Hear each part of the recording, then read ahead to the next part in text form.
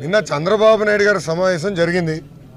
Election commission దగ్గర మేము permission తీసుకుని పెట్టిన సభ అది, క్లోజ్ డోర్ మీటింగ్.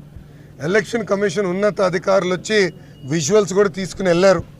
వాళ్ళు వచ్చారు, విజువల్స్ కూడా తీసుకుని వెళ్ళారు. కానీ అక్కడ ఇంటెలిజెన్స్ ఆఫీసర్ వస్తాడు. అతనికి ఏం పని అండి? పొలిటికల్ ఇంటెలిజెన్స్ ఆఫీసర్కి ఏం పని?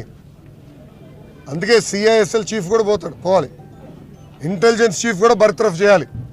దీనిపైన గట్టిగా తీసుకుంటాం, సీరియస్గా తీసుకుంటాం. మేము ఈ ఇష్యూని వదిలిపెట్టదలుచుకున్నాం. నేను అసలు నార్మల్ ఫోన్ ఎవరికైనా కొడితే బీపీలో వస్తున్నాయి, దానికే నాకు డౌట్ ఉంది. ట్యాపింగ్ వీళ్ళు చేస్తున్నారు. తెలంగాణలో కూడా జరిగింది అనేది ఈరోజు బయటకు వచ్చింది కదా, అలానే ఇక్కడ కూడా చేస్తున్నారు. దాంట్లో ఎలాంటి సందేహం లేదు.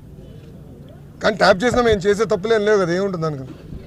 మేము ఏ అభ్యర్థిని పెట్టబోతున్నాం ఇవే ఉంటే తప్ప ఎందుకు భయపడాలో మేము. కానీ వాస్తవాలు ప్రజల ముందర మేము పెడతాం 100%. Police department